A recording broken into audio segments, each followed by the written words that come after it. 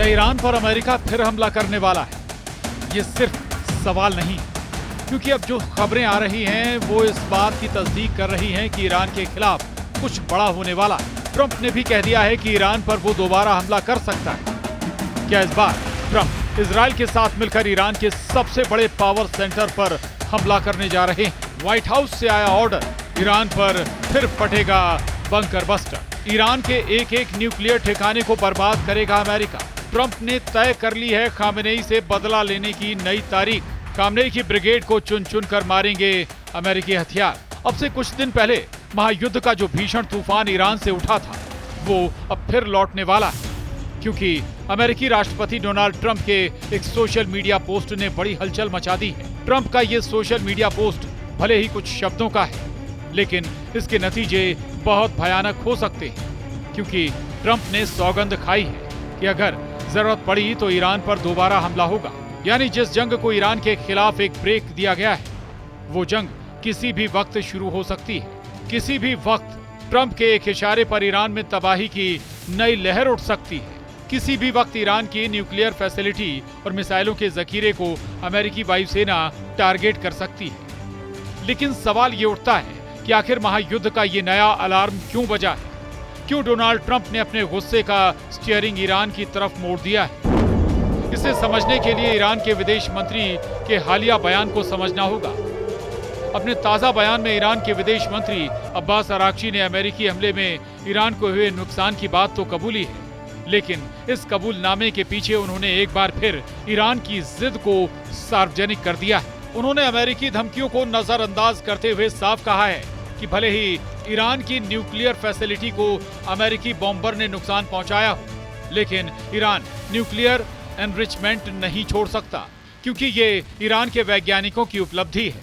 Iran के विदेश मंत्री अब्बास अराक्ची का दावा है कि ये अब बंद कर दिया गया है, क्योंकि नुकसान गंभीर और बड़ा है। लेकिन साफ है कि हम अपने संवर्धन को छोड़ नहीं सकते, क्योंकि ये हमारे वैज्ञानिकों की एक उपलब्धि है। और अब ये सिर्फ तकनीक का मुद्दा नहीं, बल्कि हमारे राष्ट्रीय गर्व का मुद्दा बन गया है। ईरान के विदेश मंत्री के इसी बयान ने डोनाल्ड ट्रंप को भड़का दिया है। यही वजह है कि जैसे ही अब्बास अराक्ची की तरफ से ये बयान दिया गया, वैसे ही अमेरिकी राष्ट्रपति ने social media platform truth social पर लिखा। ट्रंप ने पलटवार करते हुए कहा कि ईरान के विदेश मंत्री अब्बास अराक्ची ने ईरान के परमाणु स्थलों पर कहा कि नुकसान बहुत ज्यादा है, वे नष्ट हो गए हैं, बिल्कुल वैसा ही जैसा मैंने कहा था, और जरूरत पड़ने पर हम फिर से ऐसा करेंगे। यानी डोनाल्ड ट्रंप ने ईरान को फिर ये मैसेज देने की कोशिश की है कि अगर ईरान ने न्यूक्लियर प्रोग्राम की ओर अपने कदमों को फिर बढ़ाया तो इसका अंजाम पहले से भी भयानक हो सकता है। लेकिन ईरान भी ये साबित करने में जुटा है कि उसके ऊपर ना तो किसी हमले का मनोवैज्ञानिक असर हुआ है और ना ही वो अपने न्यूक्लियर प्रोग्राम से एक कदम पीछे हटने वाला है, क्योंकि हमला करके इसे नष्ट करने की कोशिश तो की गई, लेकिन फिर दोबारा इमारतें खड़ी की जा सकती हैं, मशीनें बदली जा सकती हैं और न्यूक्लियर फैसिलिटी को दोबारा चालू किया जा सकता है। ईरान अपने मकसद पर अड़ा है। वो यही मैसेज देने की कोशिश कर रहा है कि दुनिया की कोई ताकत उसे यूरेनियम एनरिचमेंट प्रोग्राम को आगे बढ़ाने से नहीं रोक सकती। लेकिन किसी भी संभावित खतरे को भांपते हुए ईरान ये भी कह रहा है कि उसका न्यूक्लियर प्रोग्राम शांति के लिए है। साथ ही ईरान अमेरिका को ये भी भरोसा दिलाने की कोशिश कर रहा है कि वो न्यूक्लियर हथियार बनाने की दिशा में अपने कदम नहीं बढ़ाएगा, लेकिन इसके बदले ईरान पर लगे प्रतिबंधों को हटाने की मांग जरूर की जा रही है। ईरान के विदेश मंत्री ने ये बातें फॉक्स न्यूज की special report with Bret Baier नाम के कार्यक्रम में कही हैं। यानी ईरान अपनी बात और मकसद सीधे व्हाइट हाउस तक पहुंचाना चाहता है। इस दौरान ईरान के विदेश मंत्री ने यह भी स्पष्ट किया कि ईरान के सुप्रीम लीडर अयतुल्लाह खामेनेई जिस डेथ टू अमेरिका जैसे नारे का जिक्र करते हैं, उसका मतलब है अमेरिका की वर्चस्ववादी नीतियों का अंत, न कि अमेरिकी जनता के खिलाफ नफरत। ईरान अपनी बातों के जरिए कई तरह के संदेश देना चाहता है। पहला ये कि वो किसी भी दबाव में नहीं आने वाला। दूसरा ये कि ईरान के सुप्रीम लीडर नहीं झुकने वाले। तीसरा ये कि ईरान अपने परमाणु कार्यक्रम पर आगे बढ़ता रहेगा। चौथा ये कि न्यूक्लियर एनरिचमेंट ईरान की अपनी उपलब्धि है।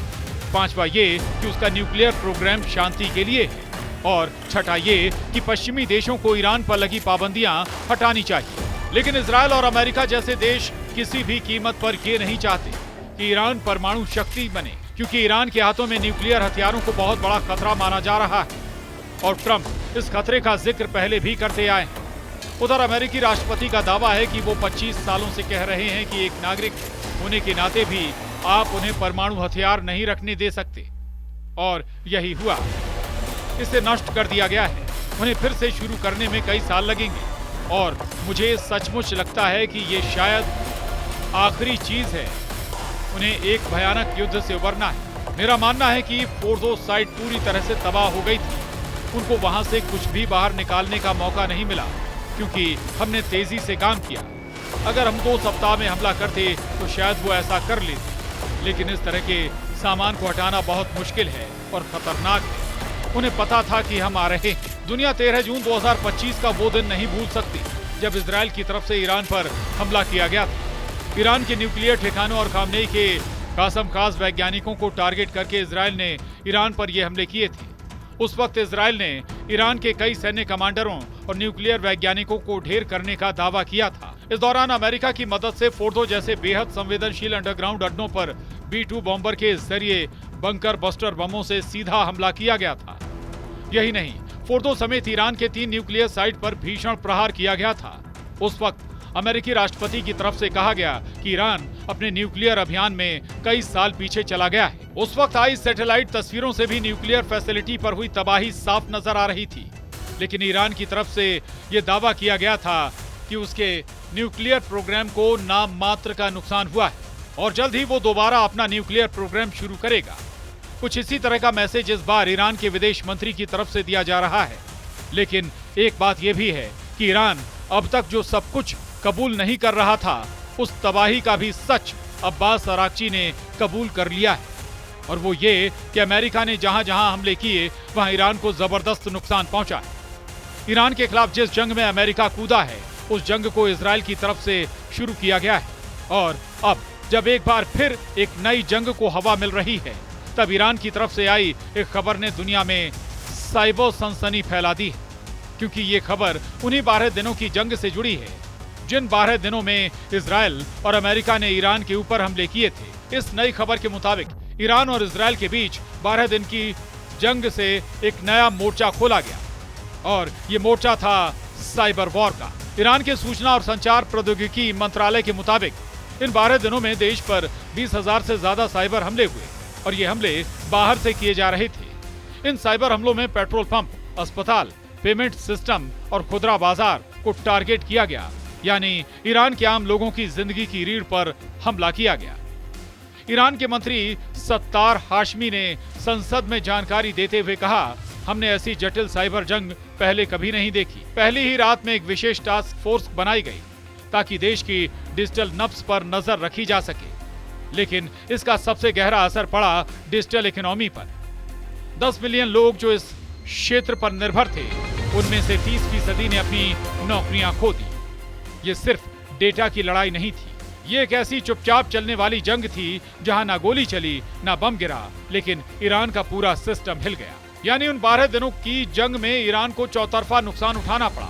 लेकिन जब ईरान की तरफ से इन हमलों का जिक्र किया जा रहा है, तब इजरायल ने एक बार फिर गाजा में हमास के खिलाफ जंग का नया मोर्चा खोल दिया है। डेर अल बलाह अब युद्ध की आग में जल रहा है। पहली बार इजरायली टैंक और जमीनी फौजें इस शहर में दाखिल हुई और इजरायल का बारूद जमकर कोहराम मचा रहा है। खबर है कि पहले इजरायल डिफेंस फोर्स ने इलाके में पर्चे गिराए, लोगों को निकलने का निर्देश दिया और फिर शुरू हुई भारी गोलाबारी, जिसमें दर्जनों घर, 2 मस्जिदें और यहाँ तक कि एक WHO का वेयरहाउस भी तबाह हो गया। डेर अल बलाह वो शहर है जहाँ अब तक हजारों विस्थापित लोग थोड़ी राहत की उम्मीद में पहुंचे थे, लेकिन अब वही शहर युद्ध का नया मैदान बन गया है। 80,000 से ज्यादा लोग रातों रात एक बार फिर बेघर हो गए हैं। सड़कें चीखों और खून से लाल हो चुकी हैं। इजरायल का दावा है कि यहां हमास के सुरंग नेटवर्क, हथियार डिपो और बंधकों की संभावित मौजूदगी के चलते ये सैन्य अभियान जरूरी था। लेकिन सवाल ये उठ रहा है, क्या बचे हुए 50 बंधकों को बचाने की कोशिश में 20 लाख बेकसूरों की जान को इजरायल ने खतरे में डाल दिया है? WHO के मुताबिक उसके स्टाफ क्वार्टर पर इजरायल की तरफ से हमला किया गया, कई कर्मचारी हिरासत में लिए गए। यूएन गेस्ट हाउस भी हमलों की चपेट में आया। हालात ऐसे बन चुके हैं कि 2.3 करोड़ की आबादी वाले गाजा में अब सिर्फ 12% हिस्सा ऐसा है जहां लोग सिर छुपा सकते हैं। बाकी 88% इलाका या तो खाली करवाया जा चुका है या सेना के कब्जे में। इस हमले से ठीक एक दिन पहले 73 फिलिस्तीनी उस वक्त मारे गए जब वे राशन की लाइन में खड़े थे। खौफ इस कदर है कि लोग अब खाने का सामान लेने से भी डरते हैं। राहत एजेंसियां लाचार हैं और बच्चों के शव मलबों से निकाले जा रहे हैं। दुनिया भर के 25 से ज्यादा देशों ने इस कार्रवाई की आलोचना करते हुए तत्काल युद्ध विराम की मांग की है, लेकिन जमीनी हकीकत यह है कि गाजा की जमीन अब किसी सुरक्षित जगह की गारंटी नहीं देती। डेल अल बलाह अब सिर्फ एक शहर नहीं, एक प्रतीक बन चुका है उस युद्ध का जो बेगुनाह आम लोगों के सीने पर लड़ा जा रहा है। लेकिन सवाल अभी भी वहीं का वहीं है, और वो ये कि क्या ईरान के विदेश मंत्री का बयान और डोनाल्ड ट्रंप की धमकी जंग के दायरे को विस्तार देने वाली है? क्या पश्चिम एशिया उस संभावित खतरे की ओर बढ़ रहा है जहां से भड़की चिंगारी और नई चुनौतियों की जद में पूरी दुनिया आने वाली है?